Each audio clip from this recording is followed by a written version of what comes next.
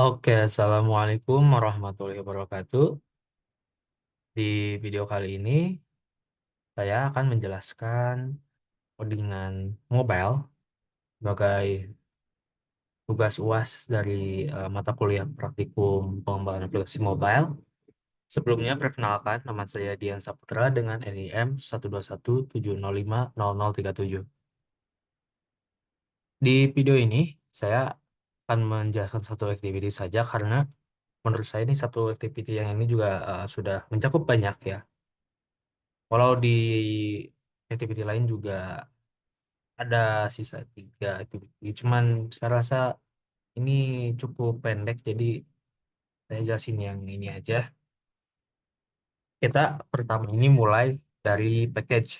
Nah, pada package ini, kenapa namanya Bayhaki Alfa bukan nama saya sendiri? Karena kode ini merupakan sebuah cloningan dari repo mobile kelompok. Jadi saya cuma memperbaiki sedikit saja di kode yang diberikan. Oke, package yang ini tuh, baris yang ini artinya menunjukkan bahwa kelas main activity ini berada dalam paket dengan nama home.bayaki_alpha dua activity. Nah, paket ini dapat dianggap sebagai directory atau folder yang memanage kode secara keseluruhan ya. Lalu di bawahnya itu ada berbagai macam import. Ntar saya pinggirin dulu ininya. Oke, ini ada banyak sekali import. Namun ya bakal saya jelasin juga satu-satu. Yang pertama kita mulai dari yang ini nih, Android Content Component Name. Itu biasanya digunakan untuk merepresentasikan nama kelas atau komponen Android. Nah, ini juga digunakan untuk mengaktifkan alarm broadcast receiver ini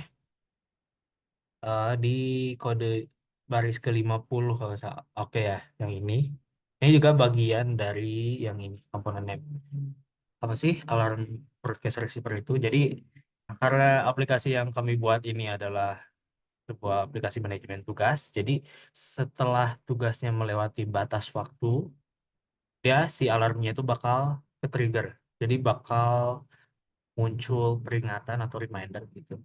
Yang mana itu merupakan bagian dari alarm manager yang dipicu oleh alarm receiver. Lalu berikutnya ada ini Android Content PM atau Package Manager. Yang itu menyediakan fungsi untuk mengelola informasi paket aplikasi. Nah, digunakan juga untuk untuk mengaktifkan alarm broadcast yang tadi ya, sama seperti yang ini. Terus kalau yang ini dari namanya juga sebenarnya udah ketebak ya, asinkronus sih. Asinta. Jadi memungkinkan eksekusi tugas latar belakang dan pembaruan UI di thread utama. Terus yang keempat ini ada OS Bundle. OS Bundle itu digunakan untuk mengirim data antar aktivitas atau antar activity. Lalu yang view dari namanya udah ketebak ya. Ini tuh merupakan representasi umum untuk elemen antarmuka pengguna.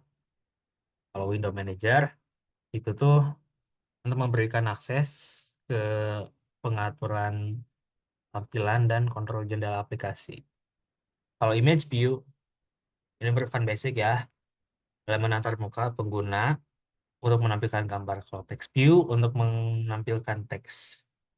Lalu lanjut di sini Android Recycle View Widget Linear Layout Manager. Kita fokus aja ke bagian ya, kayak Linear Layout Manager. Nah, ini tuh gunanya untuk menyusun item secara linear. Kalau yang Recycle View ini digunakan untuk menampilkan elemen data berulang. Lalu selanjutnya ada bump text glide ya, maaf.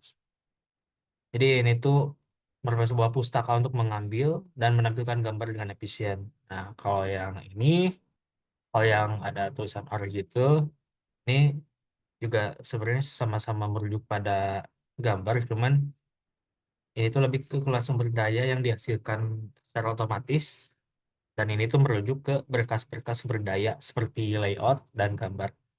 Terus yang tas adapter ini adalah adapter khusus untuk recycle view yang menangani tugas.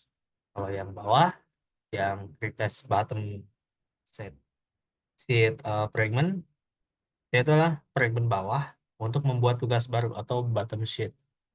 Terus kalau yang soal kalender view bottom, ini untuk menampilkan kalender ya.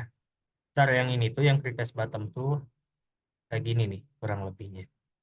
Terus kalau yang kalender tuh kayak gini. Terus yang alarm itu nanti kalau ini misalnya udah melewati batas. Cuman ini emang sudah melewati batas. Dan pasti sudah pada luar saya alarmnya. Terus yang database klien itu untuk mendapatkan instan dari database. Nah, kalau yang task, ini merupakan model data utama untuk merepresentasikan tugas. Lalu di bawahnya ini ada release dan juga ada list. Kalau release ini untuk mengelola atau membuat array dinamis. Kalau list merupakan interface dalam paket Java untuk merepresentasikan daftar objek yang dapat diulang. Nah, pertanyaannya, mengapa kita harus menggunakan array list? Nah, karena menurut kami, penggunaan array list ini memberikan fleksibilitas dan keuntungan tertentu ya. Kayak misal, ukurannya yang dinamis. Jadi, kita itu tidak perlu mendefinisikan ukuran maksimal pada saat pembuatan objek gitu. Gak kayak array yang biasa. Terus di kemudahan penggunaan juga sangat penting bagi kami. Kayak misal di release ini, kalau kita udah biasa ngoding Java ya, ada metode-metode tertentu yang mempermudah kita dalam melakukan operasi CRUD. Kayak misal create untuk membuat kita bisa menggunakan metode add dalam kurung. Kayak misal ini nih, ini terus untuk menghapus kita bisa pakai remove. Terus untuk mendapatkan data, kita bisa menggunakan back sesuai dengan persyaratan di tugas UAS Mobile.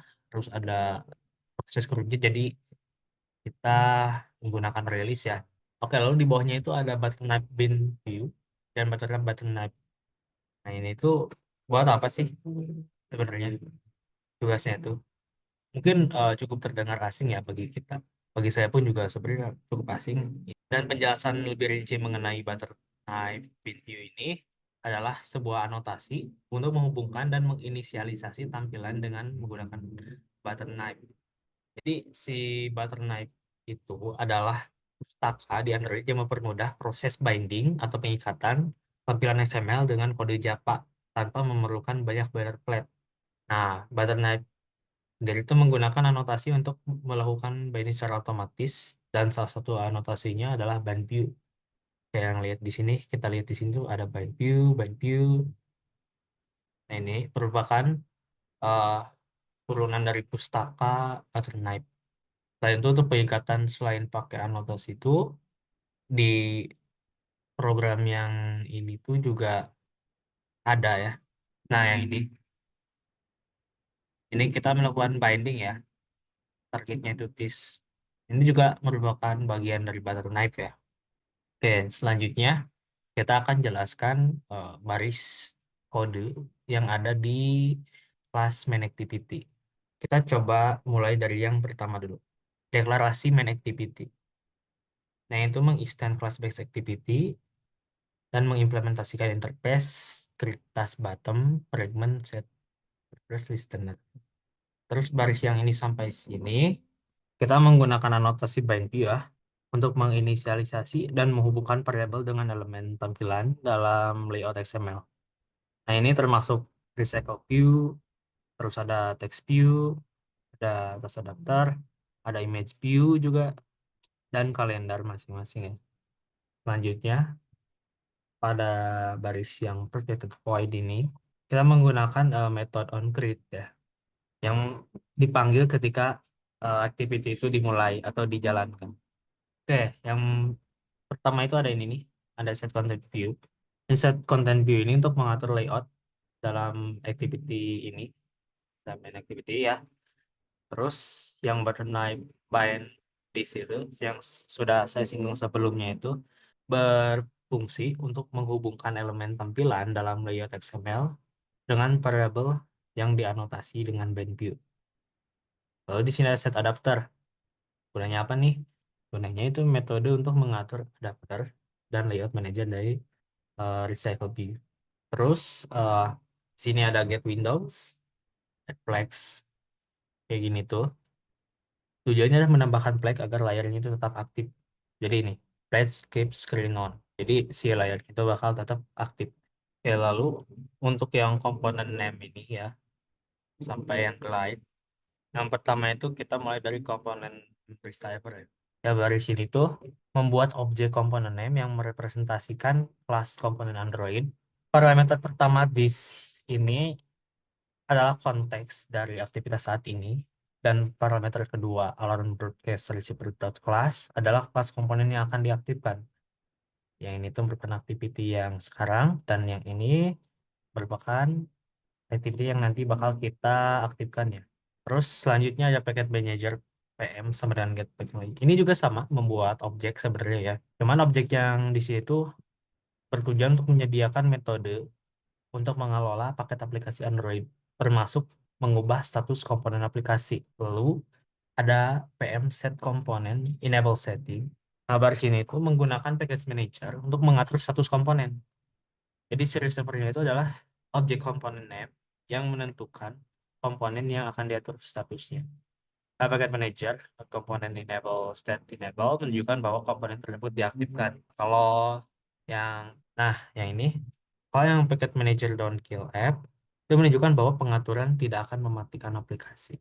Pada dasarnya eh, baris ini tuh mengaktifkan alarm broadcast receiver, memastikan bahwa komponen tersebut dapat menerima siaran dan menanggapi alarm yang dijadwalkan. Lalu ada glide. Nah, fungsi glide ini buat apa? Yang sudah saya singgung sebelumnya di pas bagian import tuh. Jadi baris ini tuh menggunakan pustaka glide untuk memuat gambar ke node data image. Nah, glide ini adalah pustaka yang digunakan untuk memproses dan memuat gambar dengan efisien di aplikasi Android. Di sini, gambar dengan resource ID drawable first node kan dimuat ke dalam image view yang disebut no data image. Oke, selanjutnya mungkin saya akan lebih general ya, gak bakal dijelasin satu-satu. Jadi dari baris ini sampai sini, seperti yang sudah bisa kalian lihat, yaitu mendefinisikan aksi ketika tombol tambah tugas yang ini nih ditekan. Nah, ini akan membuat dan menampilkan kertas bottom sheet fragment tadi. Nah, ini yang kertas bottom sheet fragment tuh. Lalu setelah kita membuat apa gitu ya, kita bakal coba deh. Lalu kita tekan tes. Nah, setelah kita tadi eh, s- apa tes tadi, itu kan si tugasnya itu bakal muncul di sini ya. Nah, ini tuh karena si metode get save test itu bertujuan untuk mengambil tugas yang disimpan. Jadi setelah kita simpan, kita tampilkan di sini. Lalu baris yang ini, yang kalender ini, ada sebuah aksi ketika elemen kalender yang ini nih, yang ini diklik. Jadi, yaitu akan membuat dan menampilkan show kalender view bottom sheet. Jadi kayak gini nih. Kalau yang tadi, yang kertas bottom sheet fragment itu yang ini, kalau yang show kalender itu yang ini. Lalu selanjutnya kita bakal jelasin kode berikut nih yang setup adapter. Jadi metode ini tuh untuk mengatur adapter dan layout manager recycle view.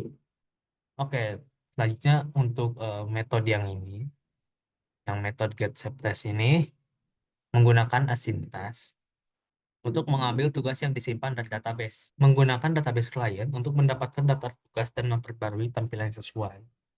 Nah, jadi yang ini penjabaran lebih lengkapnya itu ada di sini. Bracket point get set test. Lalu metode terakhir itu yang point repress get set test ini. Ini merupakan implementasi metode dari interface script task button yang tadi ya, yang saya jadi metode ini dipanggil ketika perlu merefresh atau memperbarui, misalnya setelah menambahkan tugas baru nih. Nah, kan ini diperbarui kan, jadi nambah gitu. Nah, ini fungsi dari metode refresh itu seperti itulah kira-kira. Oke, mungkin cukup sekian penjelasan dari saya. Jika terdapat kesalahan kekurangan dari hal penyampaian dan juga ilmu yang saya sampaikan, mungkin bisa dimaklumi ya. Akhir kata, wassalamualaikum warahmatullahi wabarakatuh.